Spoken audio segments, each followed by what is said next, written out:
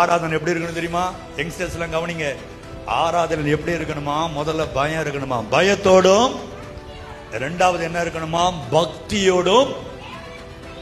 இதான் ரொம்ப முக்கியம். தேவனுக்கு பிரியமாய் ஆராதனை செய்யும்படி கிருபையை பற்றி கொள்ள கடவோம்.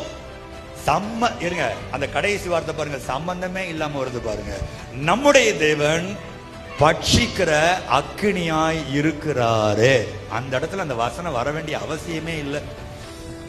ஆராதனை எப்படி இருக்கணும் சார்? அப்படியே ஆட்டம் போட்டமும் குதிச்சு அப்படியே வேத்து ஊத்துறது அல்ல ஆராதனை.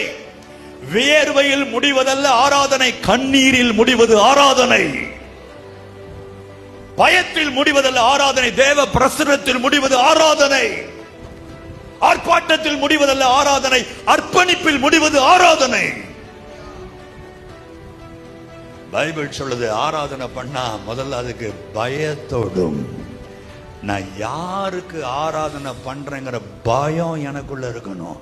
நான் எங்க நிக்கிறேங்கிற அறிவு எனக்கு இருக்கணும். அந்த மணிக்கெல்லாம் இங்க ஆடிக்கிட்டு இருக்க கூடாது. குத்தாட்டம் போடல, ரோட்ல சாவுக்கு போய் ஆடணும். கேட்டா தாவீது ஆடினான். தாவீது ஆடினான்டா. தாவீது ஆலயத்துக்குள்ள ஆடல, அவர் ரோட்ல ஆடினான். தேவ நாம மகிமைக்காய் போய் ஆடு ரோட்ல. ஆலயத்துக்குள்ள குத்தாட்டம் போடல. பயம் எங்கே? பயமே இல்லையே. சினிமாக்கார மாதிரி ட்ரெஸ் மாட்டிட்டு ஆராதனை பண்றான். அவ்வளவு அட்ராக்ஷனை அவன் எடுக்கிறான். அவ்வளவு அட்ராக்ஷனை அவன் எடுக்கிறான். அவன் வாய்ஸ் மாடுலேஷன் கொடுத்து அந்த வாய்ஸ்ல அவ்வளோ ஒரு ஈர்ப்பை கொடுத்து ஜனங்களை தப்பக்க இருக்கிறான். ஒரு ஆராதனை வீரன் தன்னை மறைத்து ஜனங்களை கர்த்தரிடத்தில் நடத்துவான். ஜனங்களை தன்னிடத்தில் நடத்த மாட்டான். தான் சிறுகவும் கர்த்தர் பெருகும்படி அந்த ஆராதனை தேவனுக்கு அவர் ஆராதனை பண்ணுங்க, அங்க பாருங்க, அவரை உயர்த்துங்கன்னு சொல்லுவான். என்ன பாருங்க, என் குரலை பாருங்க சொல்ல மாட்டான்.